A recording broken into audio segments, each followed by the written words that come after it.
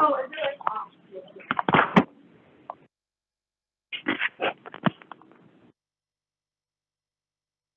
You guys can go ahead and sign in. Sorry.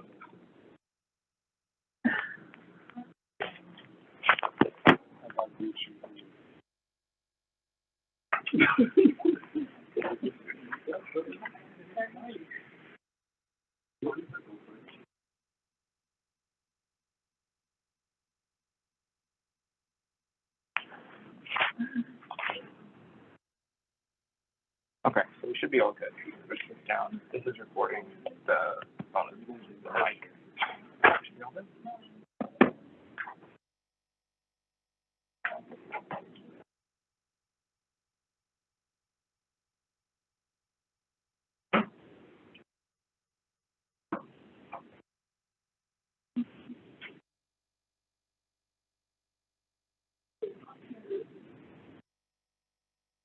Oh my God.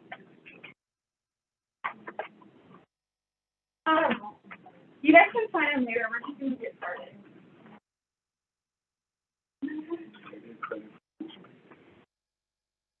Yeah, we do a little graphic. Oh, that's cool.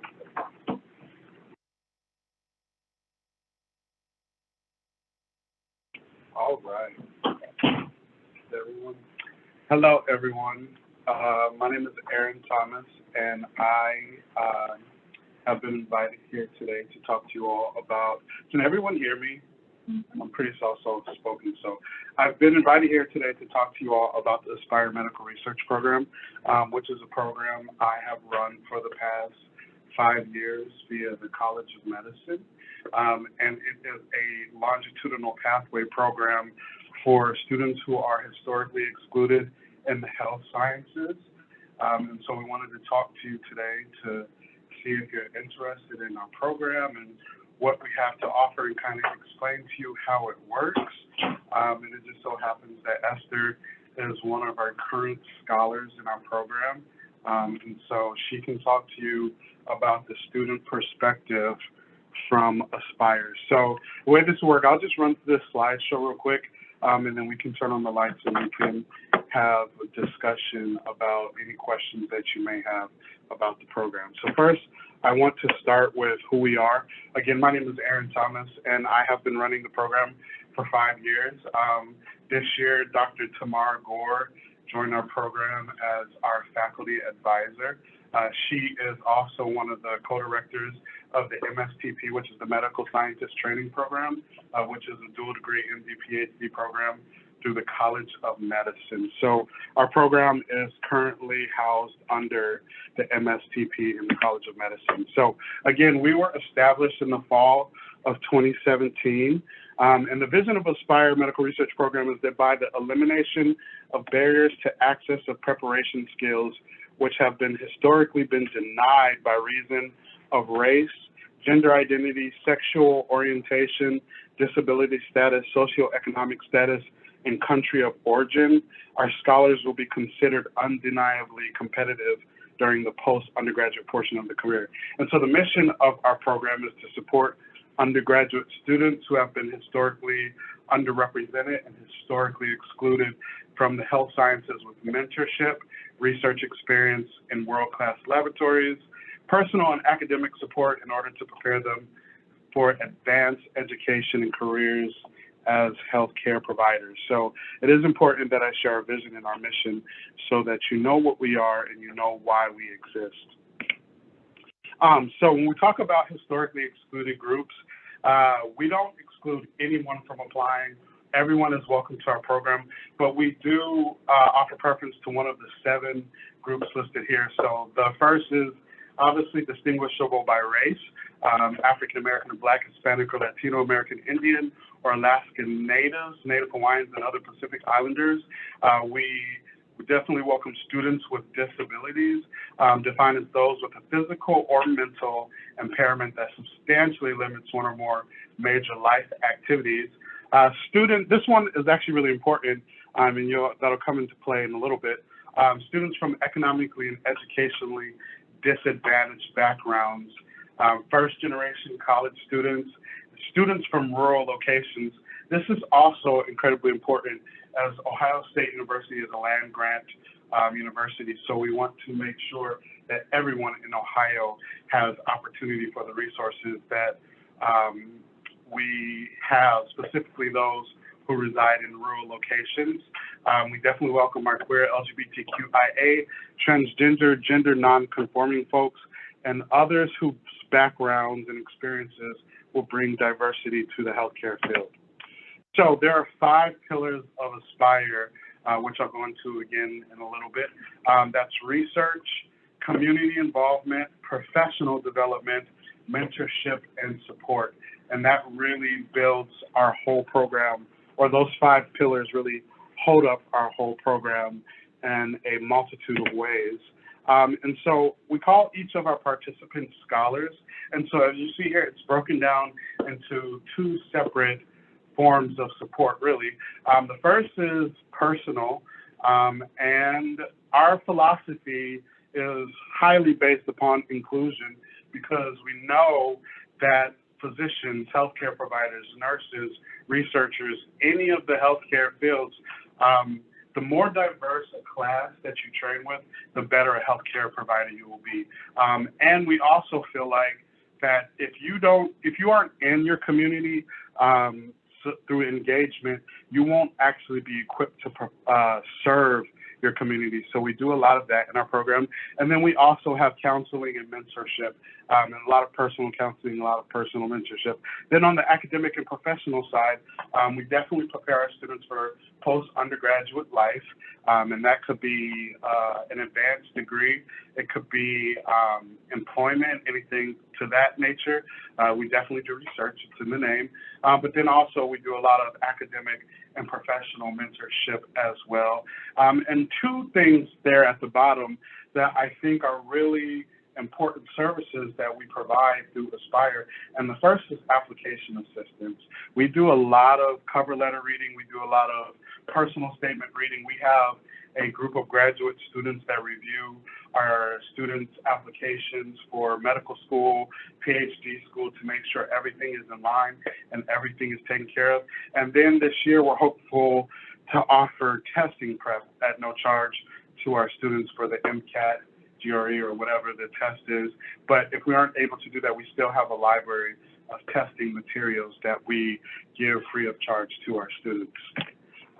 So this is how the year works. So like I said in the beginning, it is a longitudinal experience, which means you are making a year-long commitment to our program.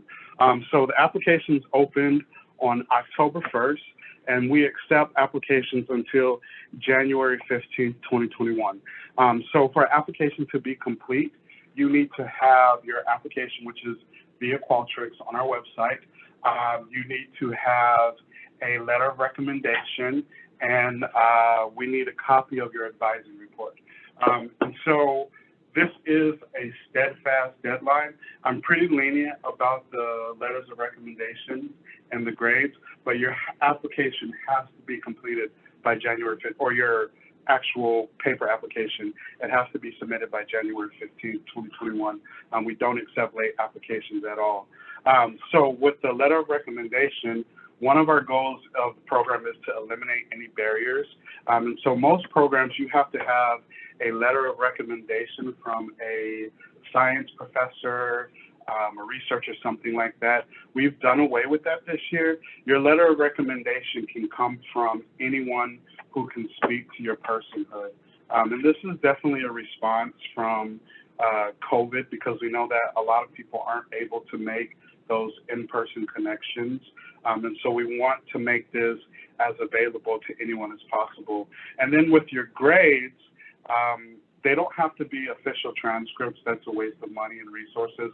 We accept PDFs of advising reports, but if you've gone to any other institution besides Ohio State, you do need to provide copies of those grades that you received at those institutions as well. So anyway, so the application closes on January 15th. We hold interviews during the month of February into March. Anyone who meets our criteria is typically offered a interview. It is an hour-long interview. This is not something that we take lightly. I'm sure Esther can tell you it is. We told it's a pretty grueling interview, but it's important because we are really serious about the work that we are doing. So after that month and a half is done, then if you are offered a position in our program, that is when we start to pair you with your research labs. Because during the summer, you will be committing to 40 hours a week for 10 weeks during the summer to a research lab around campus. This year, we are lucky to have a relationship with Nationwide Children's Hospital. So they've guaranteed 2 spaces for our students at Nationwide to do research during the year. And so there's a question on the application that asks, what is your research interest? What are you medically interested in? And we do try our hardest to pair students with those folks that they list. It's not always guaranteed, but we do really, really try our hardest to pair you with the research that you want to do.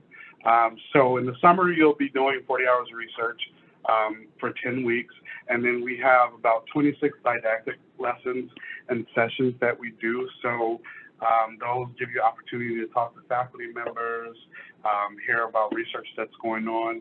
We bring in a lot of our community partners to talk about the work that we are doing with them. And into the fall, we try to continue that. It's a little bit harder during school to sync everyone's schedules. So this year, we're actually putting together a course that you'll be given credit for.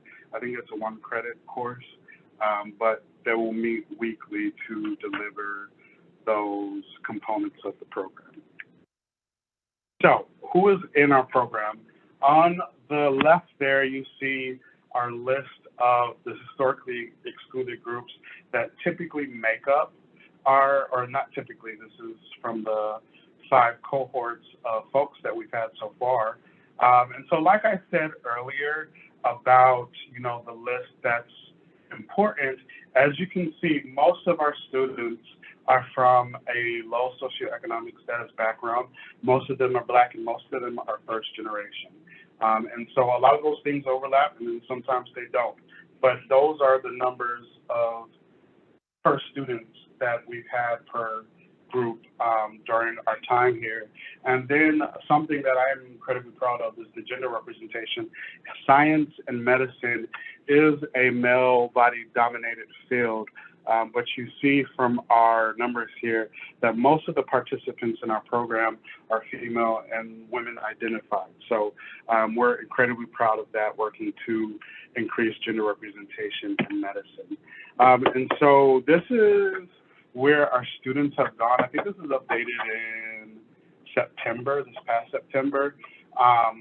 So 42% of our students are still undergraduates, so they have not matriculated yet into a MD or PhD program. 22% of them have graduated, but they're currently applying to programs. We've just recently had 2 students accepted into medical schools. 14% are currently doing post-baccalaureate programs.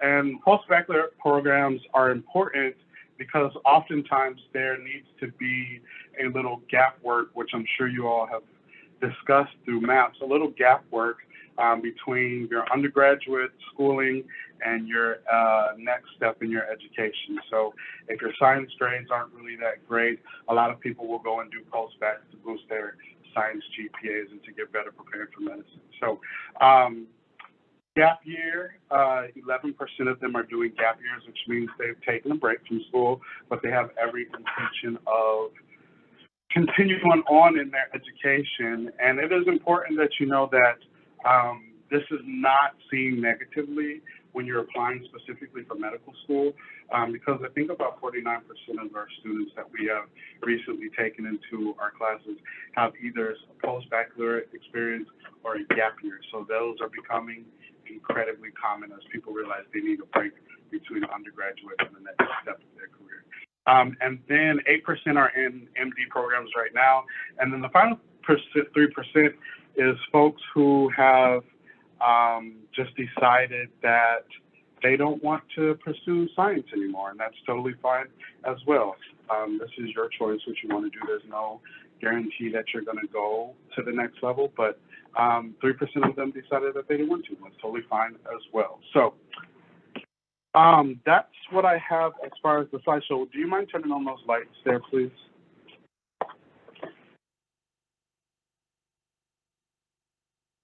Thank you. Okay. All right. So does anyone have any questions about the information that I presented?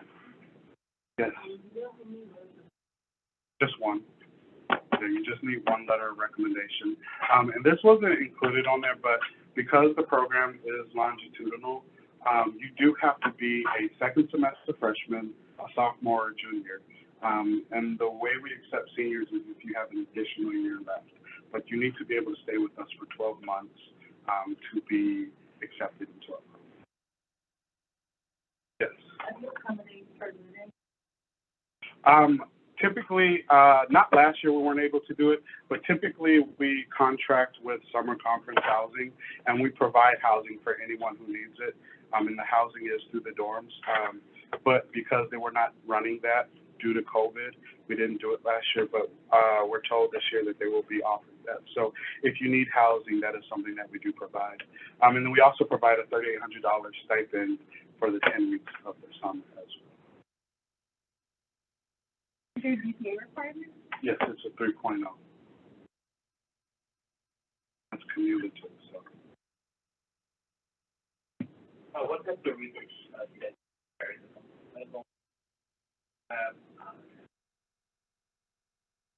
it's not typically clinical because of the.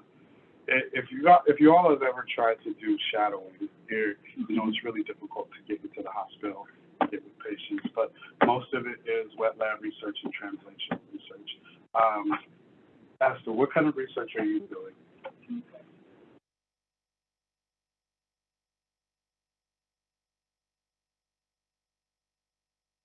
Do you want to tell them about your experience in the program?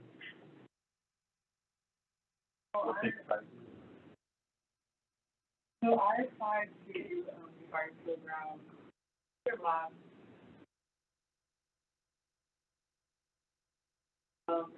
We're gonna go over not over the topic. But yes, I applied over there, and I did get that interview. But it's nice to talk about it.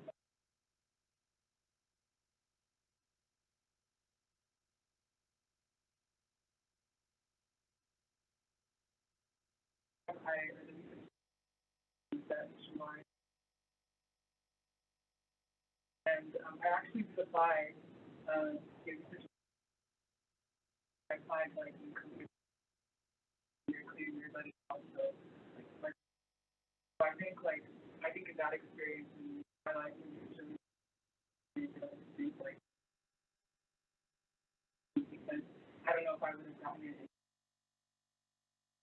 It was very limited. So I during school that I met there as well, not only you and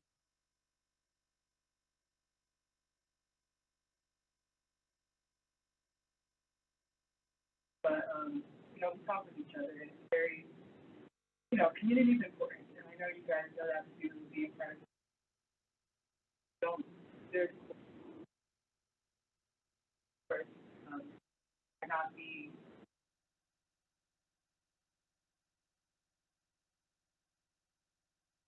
I really enjoyed it. Like I got connected.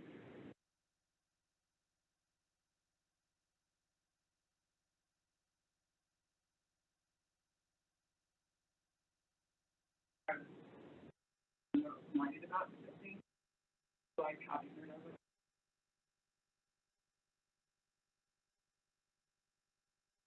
To say, but I definitely try to fire at least think about it. Two things I do want to say that you reminded me of. First things first, a lot of people are dissuaded from applying to programs like ours because they believe that you have to have all of this experience, that you have to come ready built, but that is the antithesis of what we're doing. The whole purpose of our program is to give you what you need so that you can grow into the person or healthcare provider or researcher that you want to be. So if you're scared, like I don't have the research, I don't have this, I don't have that. Most people in our program have never done research before, never been in a research lab, never talked to a PI. Most people don't even know what PI stands for, right? So it is really important that you don't let that stand in your way. And if you want to be a part of our program and you think that you're not good enough, I promise you that's not true at all. So keep that in mind. Second, the program is not just for physicians. We want ideally representation from all 8 health sciences. So I'm not going to list them because I don't know them off the top of my head, because I always leave out one. But if you want to be a dentist, an optometrist, a pharmacist, we have a couple people in pharmacy who are going to be pharmacists. If you want to be a nurse, whatever, anything in health science, we have a lot of people who come to our program from public health, and they're interested in pursuing MPHs as well. So if you are kind of on the fence about what you want to do, this is a great program for you to really explore and get your feet wet to decide if this is where my passion is, et cetera. So we really are welcoming, opening to everyone. So please don't feel dissuaded if you've ever been told you're not good enough or you don't have this, that, or the third. The purpose of our program is to give you what you don't have so that you can go forth and prosper. Okay? So are there other questions that you might have about the program or anything else?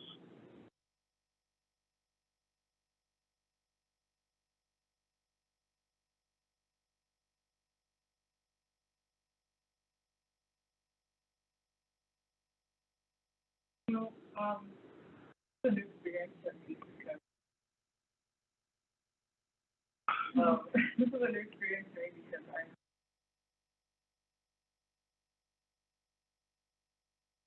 back here. I did it building and today I feel comfortable.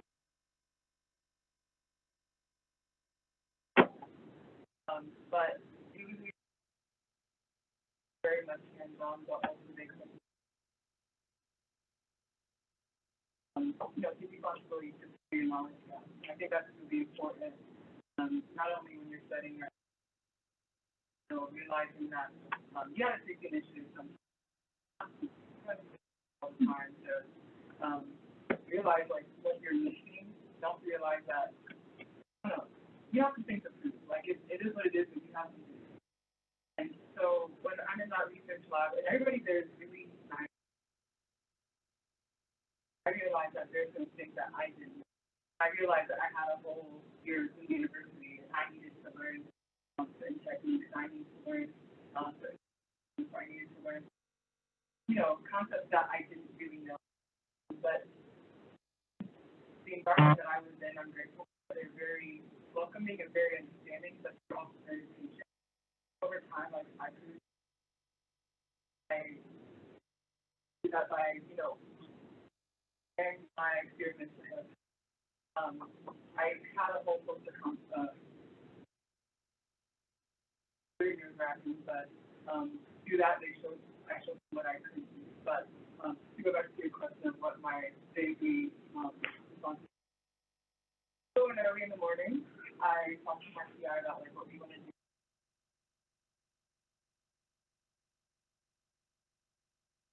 And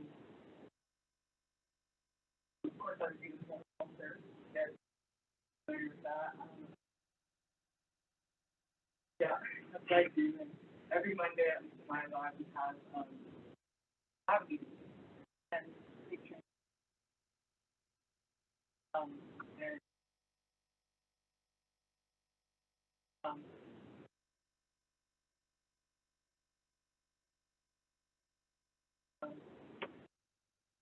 we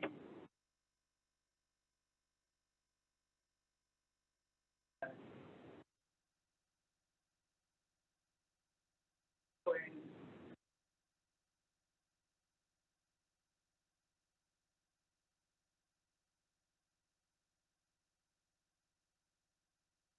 One thing that Esther's cohort or a couple things that I didn't get to do is we kind of alluded to the importance of coming into what we're doing with an inquiring mind, right? So we love people who don't know what they're doing but want. And not only that, but we want you to be able to take what you learn from our program, our experiences, your time in the lab, and tell the world about it. So unfortunately, because of COVID, we were not able to travel this year, but we have specific budget or line in our budget that is solely to support you all going to conferences, to present research, to get you there, to house you, to prepare you as best as possible, to go. Has anyone here heard of ABRCAMS or SACNAS and all of those conferences? No? So there's yearly conferences that travel around the country, and they're specifically for Black and Latino, Middle Eastern Asian students who are doing biomedical research at every level, from high school to undergrad to graduate to postdoctorate. And those are really great ways for you to find jobs, because a lot of companies come there to recruit, to find mentors, to find research collaborators, but they're expensive to get there. And so we want to take that barrier out of the way for you all and get you there. So that's something that we typically do each year, but this year we weren't able to do it. We also teach our students a class during the summer about using GIS software, which is the acronym. I don't know what that stands for, but I know it's for geographic mapping. And we use that software to look at trends in health. For you, the idea is that the way we set it up is you take this class, then we ask you to look at the city, the town, the state, the country that you're born in, to figure out what are the healthcare needs of the people in the communities that you come from. A lot of people will already know, but there's a lot of things that are revealed in this process. And our hope is that you move forward in that direction. Because a lot of people who come to university and they go into medical school, they end up returning home to practice medicine. And we want you to be as prepared as possible to target the healthcare needs of people in your community. So there's a lot of different things that we do to encourage your inquisitive nature, to encourage you to be able to share what you know, to really show off, because just to get here, you have to be really, intelligent. Everyone here is already a winner for being here, but we want to elevate you and to make you shine. So if you're someone with an inquisitive mind, and you're someone who wants to learn and wants to even show off about how much you know, consider coming to our program, or at least applying for it, because it is a really great opportunity. And I don't know if you've ever looked around, but there ain't a lot of them here. And so it's kind of, not to shoot our own horn, but we're low-key like the only program that's doing this. And so we're constantly trying to expand so that we can offer more of this to students like you all. And this year, one thing that I'm hoping for is we want to move off of campus, not just OSU students, but we're hoping to incorporate some students from Central State into our program as well, because we are about sharing resources with as many people who need them as possible. So, yes. So how many applicants? Usually 78. That's like 78, 80 is what we do. But then a lot of people complete the application, but then don't send in their stuff, and so that dwindles down more. But we don't recruit to deny.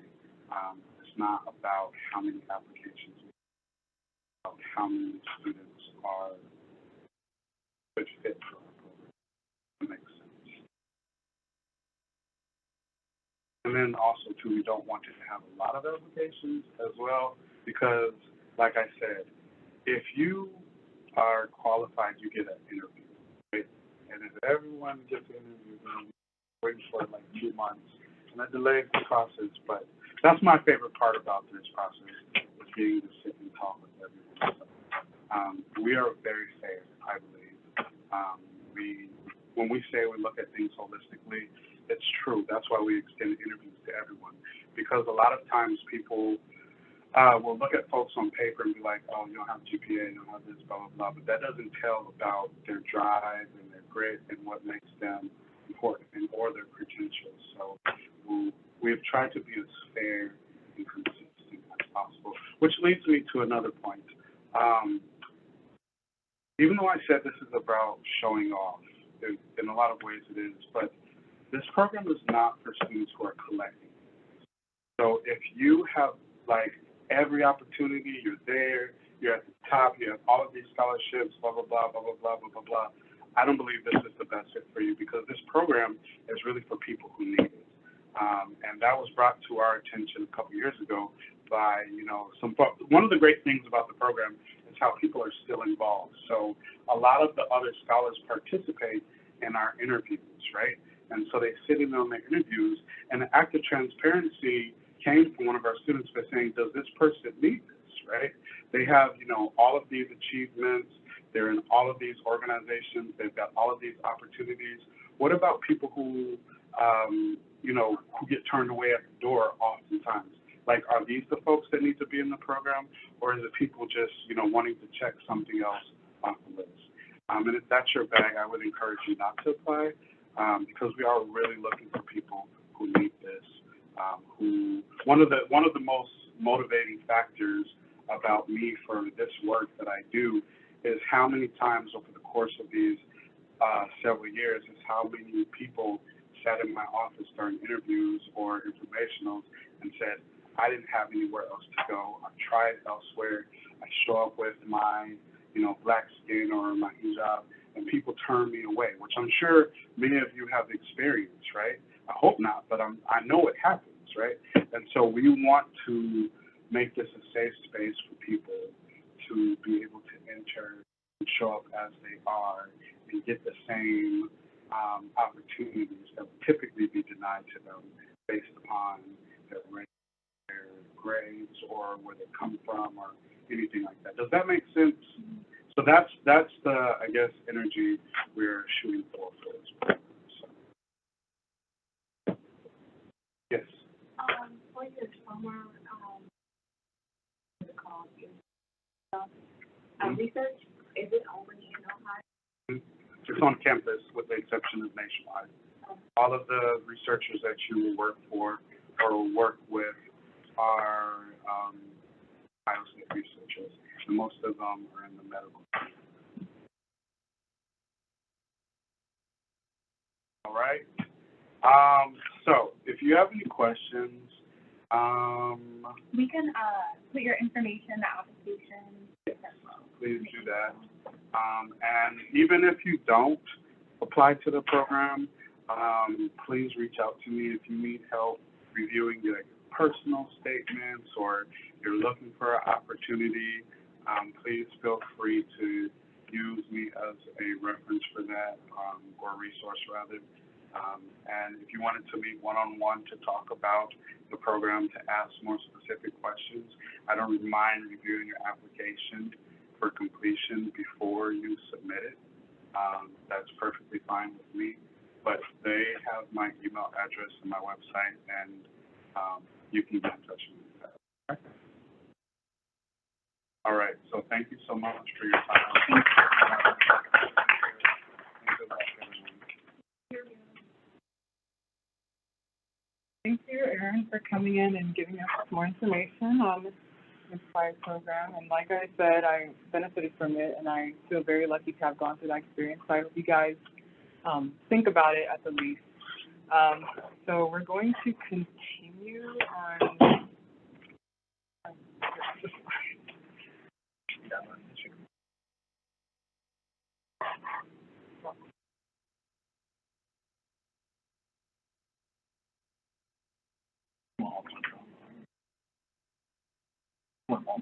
Oh, yes, yes.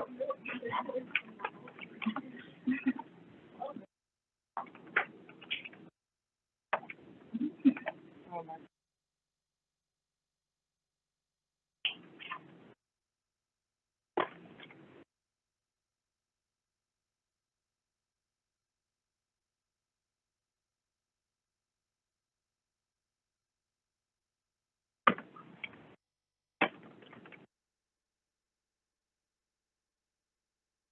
How's studying going so far?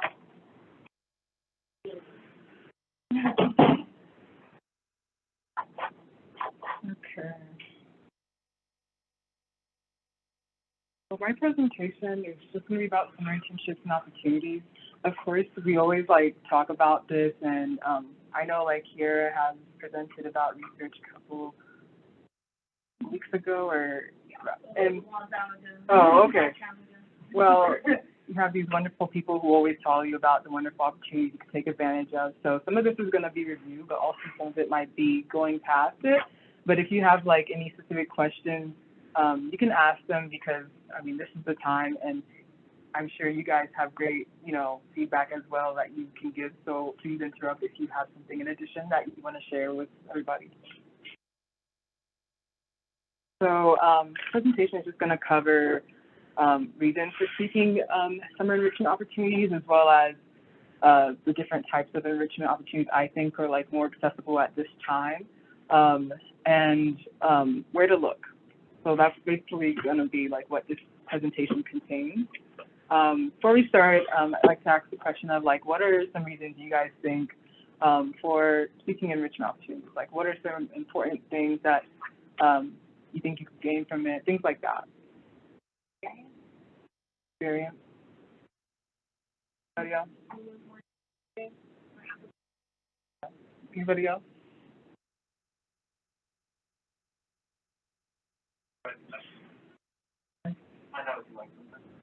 Yeah. You guys basically said all of it. On there. Yeah, so first, I think it's definitely important to improve upon certain skills, like whether it's you need help learning how to better communicate with people, or you want to learn how to be a more compassionate person, or a more like sympathetic person, or you need help with your critical thinking skills. There's definitely a lot of different opportunities out there that can help you with those, or obtain those skills. But definitely for that reason. And also someone said be a more competitive applicant, because I think when you're doing enrichment opportunities, you're making yourself stand out more, but also you have to think that there are other people who are thinking the same way as you. And that's where it's very important to personalize those experiences to not only like your experiences, but also what you hope to gain, so that you're satisfied with your own experience and you can confidently say that to other people. And I think that helps you stand out even more. So that's definitely important. Also to network and make connections. Like I mentioned before, like I did a couple of, I did a research opportunity before college, and really it was my friend who was in a lab, and I was like, I kind of want to work in a lab to see how it's like, and she talked to a PI there, and I emailed that PI, and I ended up working there for for a semester, or a school year. And like I said, we still keep in touch, so sometimes it's not about like, how do I say it? You're one of those people who think you don't need it, you're good, you're all that in a bag of chips. That's great, but it's also great to make connections, and that might be a motivating factor as well, and that's okay. Also, to gain a better understanding of the goals, like Erin said, I think experience is very important, and I think now when you have low risk, and it's not as much of a, you won't lose anything, as opposed to like when you get to the future and you realize that you've been doing something that you don't quite like. I think now is the time to definitely decide, or to at least get a feel for what you like and what you're passionate about.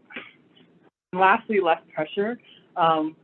We'll get, like I said before, better to get a feel for what you like and what you don't like, but we'll also get into that in another aspect that I think a lot of people don't think about when it comes to some enrichment opportunities.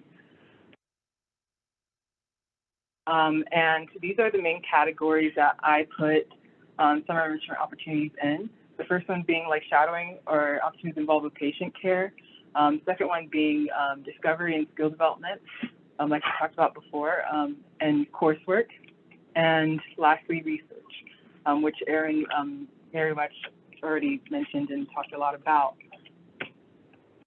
So shadowing and patient care, sorry, that was a lot. But what I mean by this is like having experience that involves taking care of or being exposed to like the treatment of individuals like in a healthcare setting. And one of those opportunities are patient care assistant, or I think it's also known as patient care associate.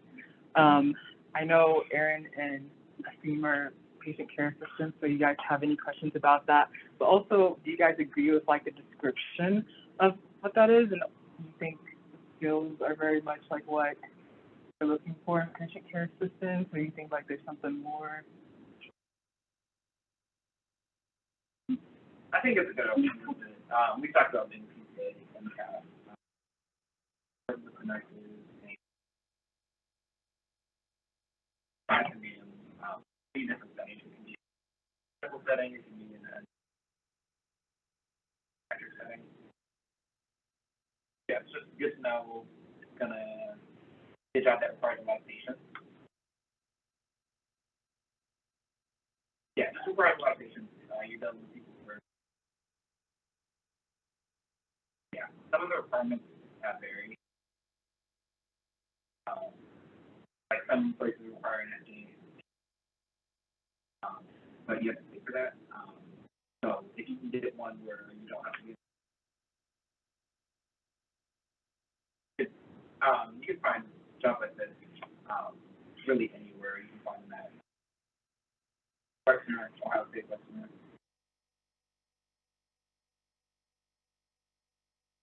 They're pretty broad, but they all give you communication skills. Do you like communication? If you guys have any questions, anything, let us know. We'll have them and Abby and the other PCAs, so. Places that you can look. Erin already mentioned the Wexner site, so that's a link there. Because I think it requires your OSU login, but also LinkedIn. I think LinkedIn is kind of like, I don't know, for some people I feel like it's kind of underrated a bit. And I think like there are a lot of interesting things out there. If you want to take the time to search, of course, like it's a lot sometimes, but I definitely encourage LinkedIn as well. But also like local hospital sites. And I think, never mind, that's the most underrated. Because there's not a lot of people who are willing to search through the site, and, hospitals always have it at the bottom and the little fine print. So I think like that's something that you should consider, and especially it's more convenient as well if you look for a hospital around you, and you have like ties to that community that might also make you someone that they would want to hire or have, on board. So that's a site to look at as well. Okay. Also, emergency medical technician or EMT. I don't know if has anybody considered an EMT certificate, or has anyone done it? Well, I thought about it a lot. I actually was gonna do it before COVID happened, and then it just COVID ruined a lot of stuff.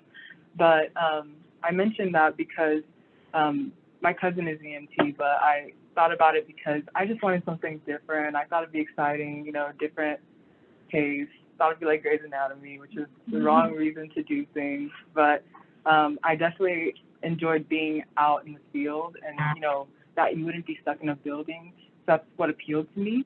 You have to get a state license to be an EMT, and these are some of the skills that are preferred. But if you go to this website here, it gives you all the details on what's necessary to become a certified EMT.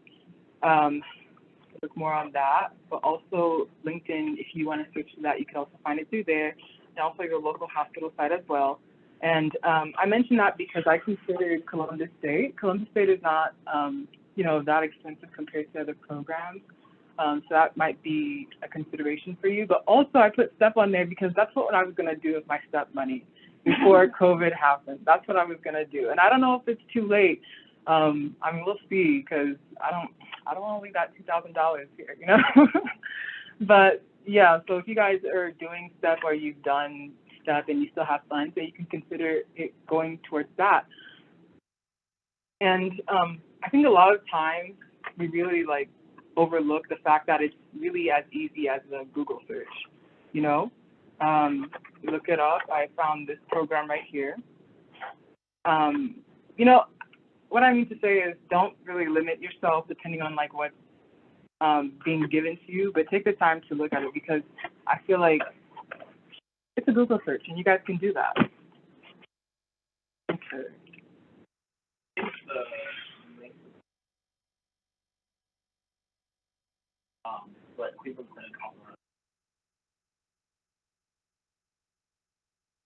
I know someone who's doing it over this semester, but also Columbus State offers it in the summer, so you could just take it over the summer and that'd be it. But yeah, so it's generally like a semester length type of program. You guys have anything to add? Yeah, also, you don't want to pay a lot of money for, just to get clinical experience, because at the end of the day, like, are you doing it just to check off the box, or are you doing it because you want the experience? So keep that in mind when you're thinking about paying. Like, I know Esther said she really wanted to do that, so that's different, but think about that too when you're looking for clinical experience. But I was also thinking about like the funds I had at my disposal and how I could use them in a way that would benefit me, which was like the STEP program. But definitely what you said, like take the time to email some doctors, take some time to look at some hospital pages, see who's at where, what they do, what they the reviews as well. You know, and, you know, take your shot because really, like, what do you have to lose? That's how I kind of feel about a lot of things. Like, what do you have to lose if somebody says, no, it wasn't yours to begin with? You know what I mean? But if you get it, like, that's great. But, you know, you don't lose anything by doing it. Discovery and skills development is another category I thought was very important. And I say this, like, being the type of person I am, I think about, like, living like 1,000 different lives. I don't know, like, I think about, I don't know if anybody's worked in a restaurant, but I've never worked in a restaurant, and I really want to try that. I don't know why, but I really want to try that. I've been a department store gal when I was little. I just really wanted to work in a department. I don't know why. Like, it's such a, I don't know, but I really wanted to do it. And I think things like that, like, don't think about, how do I say it? Yeah, don't think about medicine all the time because there's a lot of different skills that you can get elsewhere, especially during these times where you have to be kind of flexible. And at the end of the day, it's just about how you present yourself. Like, were you really, you know, the people who make the descriptions outrageous or, you know, make it more, you know, formal. Just think about how you could present that. Like, I was a checkout gal, and I sure did learn patience. I sure did, you know, learn how to communicate with people. I learned how to, like, be more efficient at, like, managing my time because I sure was going to go home when that clock struck, you know, the time. You know, things like that. You gain different experiences, and it's definitely important to think about, like, what you can gain in different areas or how you can gain those experiences, especially in a time that you're very much limited. But I also brought this up, yes. So what does that mean? Think about what are some skills you want to improve on. I know for me, like, I always want to improve on communication skills and also speaking skills because I'm a really shy person. I really don't like speaking in front of people. I don't like doing this right now, but, you know, it was my turn. Also, what experience do you want to have? Like, what are some important things that you think you could build upon, you can improve upon yourself? Like, you know, what are some soft skills? Like, do you lose your temper easily and you want to improve upon that?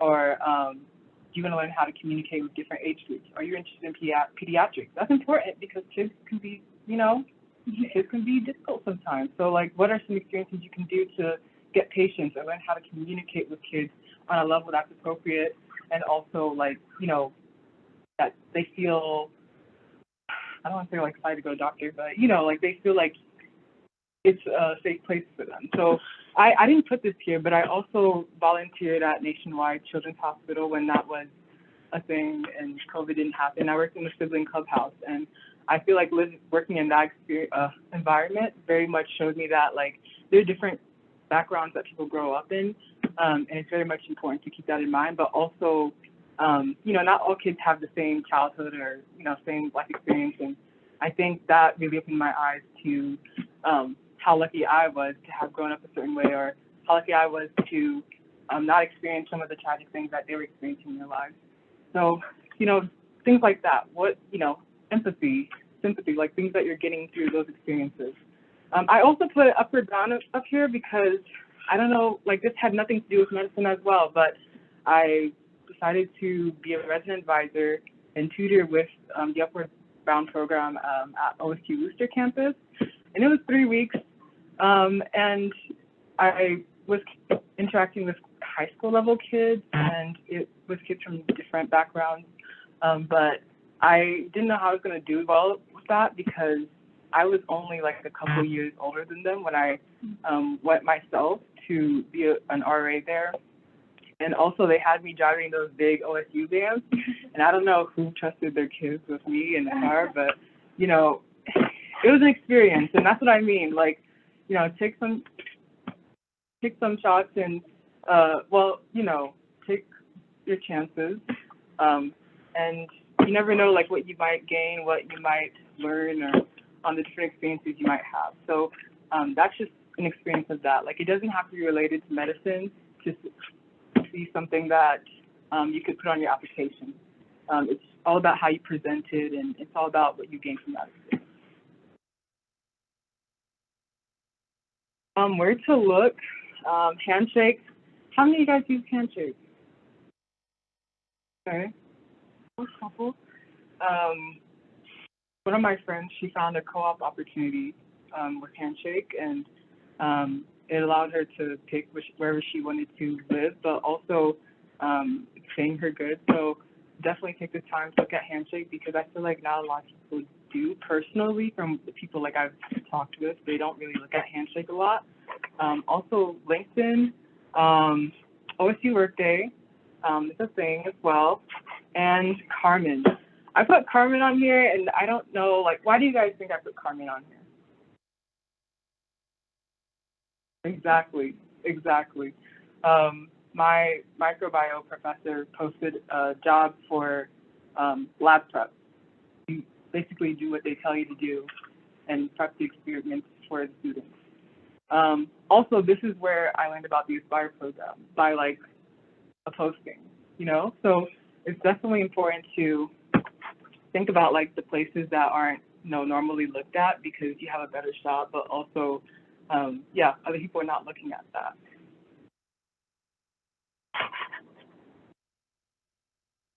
And professors, not only for the postings, but also if you go to, it's kind of here.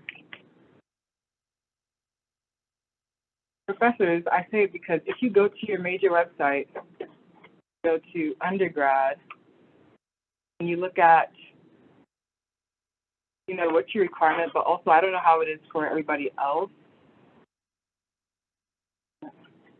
Okay, this is how like the microbiome, you know, is like they they put the professor, their address, what they focus on, and we could definitely reach out to them.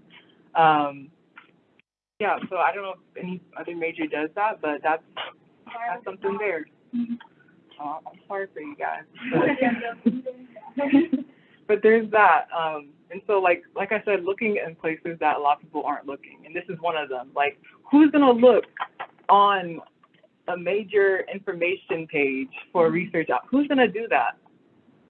You guys now, right? I know the Department of Chemistry and Biochemistry freshman class will pass it the addresses of what kind of research addresses, so you can also find that with the chemistry addresses. There you go. Although they don't put it directly in like little breakdowns of what this type say. You guys are good searching, right? Yeah. Also, if you know that your professors do research, you can also talk to them at office hours and say, hey, you know, I'm looking for research. You know, this obviously, if you're in their class, and hopefully I don't see why not they won't teach you, but if they have an opening, I would ask your mentors, professors, email. Right. There you go. Okay, and I kind of skipped upon coursework, but I think a lot of people overlook why coursework is an important enrichment opportunity. And I'll tell you why. How many of you guys are burnt out right now? Yeah, I am too. And I wish that I took more summer classes earlier in my college career, like I did it my freshman year and sophomore year, I didn't take summer classes then, but I really wish I did because I would have had more time to spread out my coursework. And I feel like the less you have, okay, I did take a summer session, I think my junior year, or the summer before my junior year, and I realized during that time, I had more time to focus on my courses. I had more time to take courses that I really enjoyed. Like, I don't know if you guys, African American, or the U.S. experience of African American women, I don't know how they say it, but that course, I learned a lot. I learned about, like, basic history I've been taught, and I feel like I wouldn't have, like, had the opportunity otherwise if I, you know, waited in the semester, because you're always thinking about what science course you have to take next. What about that physics, that gen chem, OChem, biochem, all the chems, you know? So I think during that time, I had time to breathe and also focus on what I needed to focus on and really enjoy some of those courses. But if you want to take a science course over the summer, I mean, go ahead, because that's one science course that you're thinking about as opposed to 2 or 3 other science courses you've been thinking about during, like, fall or spring semester, you know? So that's why I think it's an enrichment opportunity, because if you have that one science course to focus on, you can devote more time to that, and you can get a better grade in that as opposed to, like, any other time. So definitely would encourage that. And I don't know if a lot of people use this, but there's this website, I'm sure you guys all know it, to see, like, what courses meet what GE and all that jazz. And I think that's great, but I use this website more because it would tell you what class are you taking next spring? Just a class. Physics. Is it, which one?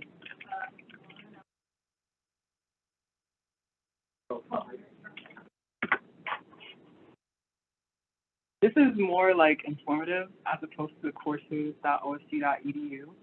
Classes.osc.edu give you, like, the course description, or at least, like, what you can expect, but also, you know, whether the course is still open, you know, things like that. So that's personally why I like Classes more, but it's also a very simple resource that you can use.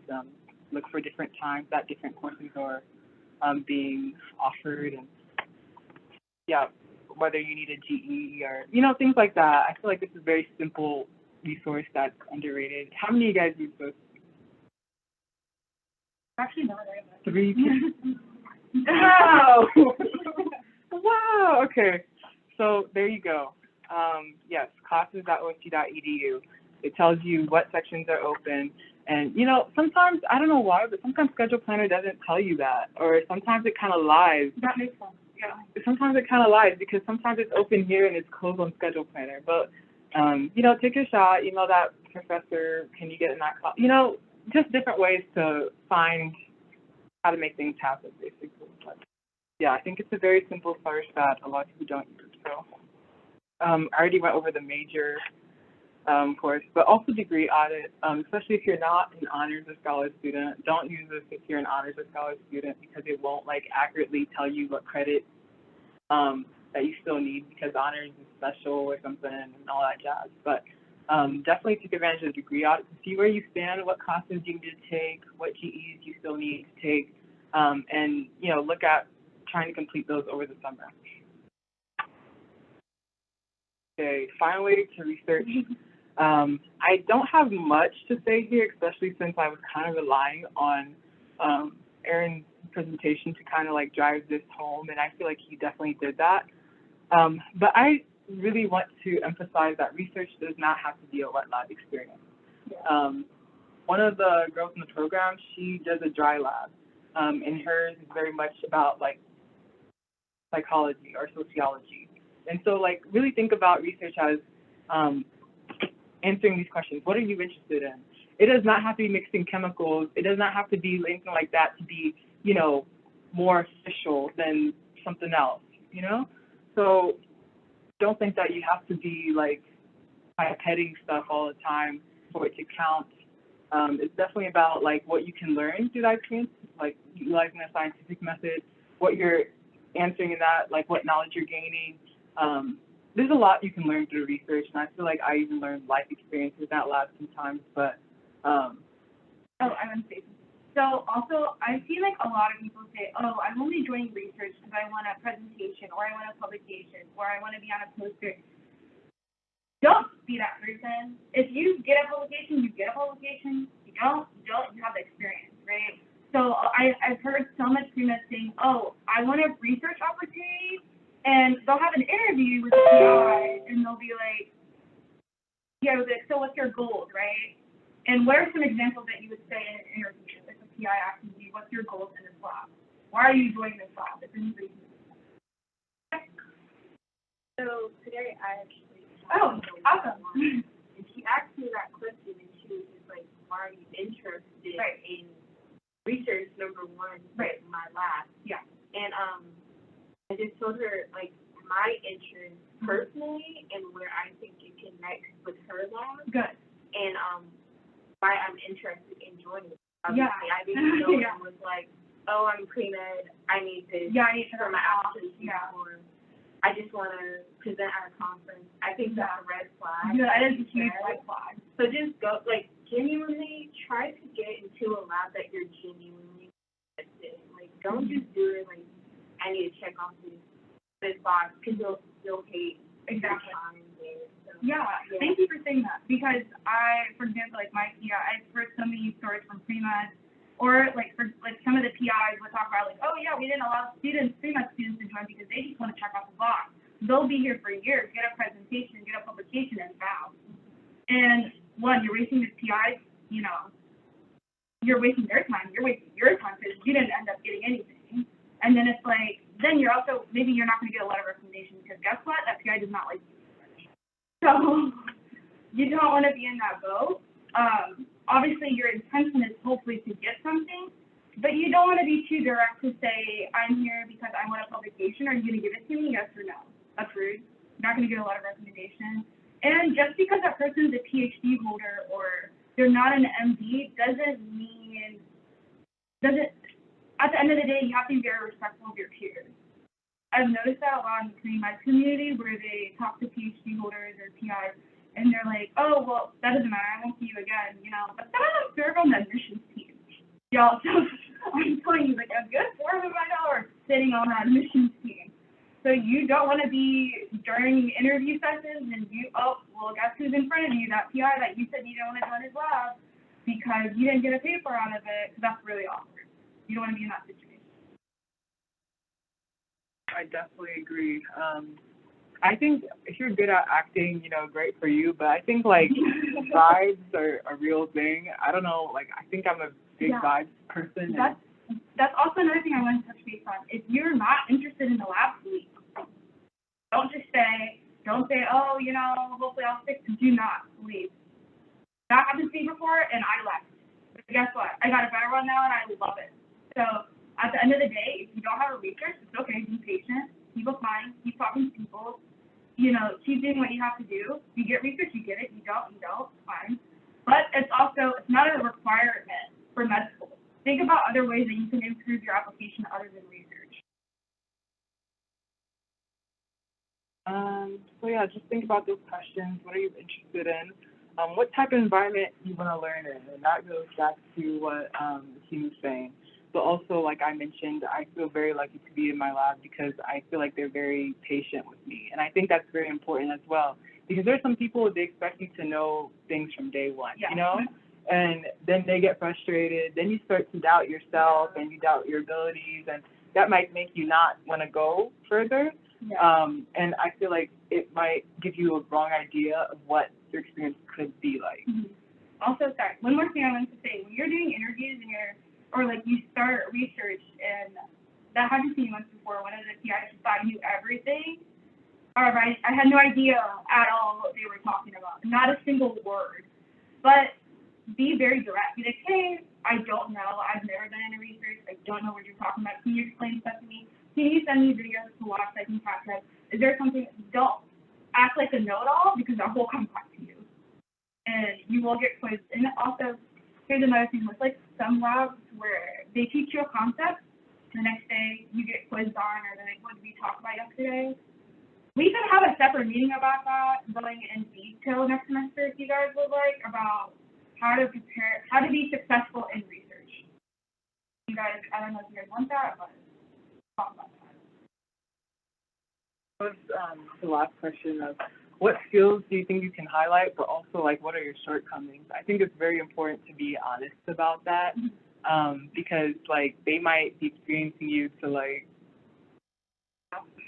find a cure for something, and you don't have that experience. So I think it's very important because then it, you know, expectations are very important, and I feel like if you enter something with like a false idea or you give them a false notion of what you're capable of, it's not going to end well for you. It's not. Them, like, they can replace you, but, you know, it's not going to end up well for you. So that's something to think about as well. But also, you don't have to be a brainiac to get involved with, like, research. Yeah. You really don't. I think, like, that's something I thought about, and I thought, like, I don't know if I could do research because it seems like it's all those people who are reading, you know, 3 journals a day. Yeah, everybody there is smart. Exactly, and if you think that way, you're always going to doubt yourself, and if you know, you're never going to really take those chances like I've been talking about throughout this whole presentation. So I think that's definitely very important, and to realize that, like, you got to start somewhere, you know? Okay, where to look? Again, I put this here because I feel like student resources are very underrated, especially the Carmen Canvas when you're, you know, professors asking about if you want to do a lab prep position or you want to be a TA or, you know, okay, maybe TA is not for everybody. I know I could never do that, but even if it's like looking at the board with the announcements, you know, definitely like take time to look at that because I've seen some very interesting things just walking past those. And also, this used to be more expensive. I don't know if that's going to... They do? Well, they like updated it. I think if you go on the research posting, this is... There you go. They like kind of updated it for you. It used to be a lot more, but... It depends on the time of year. And you have to, August is a big one. A lot of people are graduating now, so it's good to look at it. At graduation is usually when a good opening is happening. But cold emailing is also a hard thing. That's the professor is waiting for you, and they're not going to reach out. If you go under if you scroll to the top and go under research programs, give a full list of different. That top one is just our OSU, and then so the databases one is full collection of just different programs across the country, and the external research tab is like specific. oh, surface.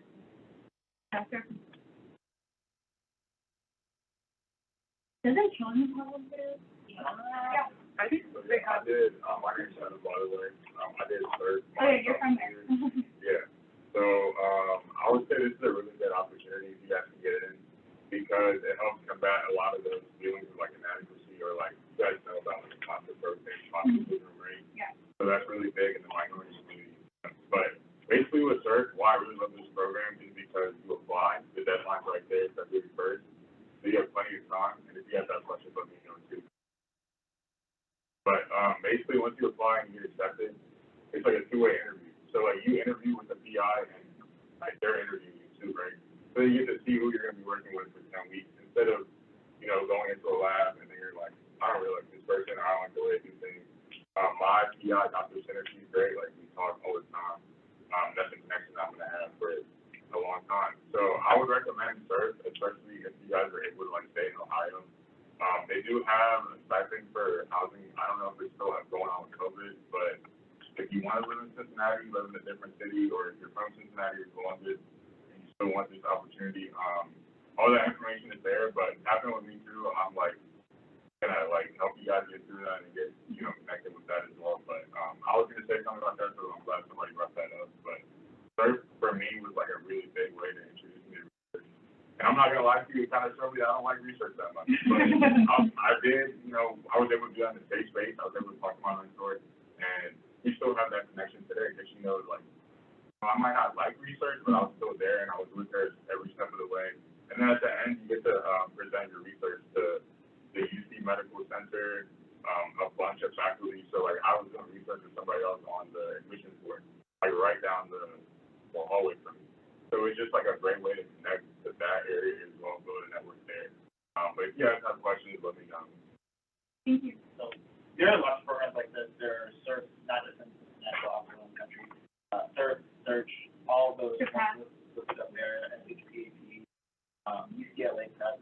So there are programs all throughout the country. When I do a program, there are lots of options. We're going to send out all the research, all the resources that we talk about here. Obviously, a lot of it's listed on here. We're going to send all the individuals. Also, I don't know if you guys were previously here when Omday came in and talked about his website. So if you go on his website and you click summer opportunities, you have a whole list of summer opportunities that are there too that you guys can look at. We'll send out an email as well.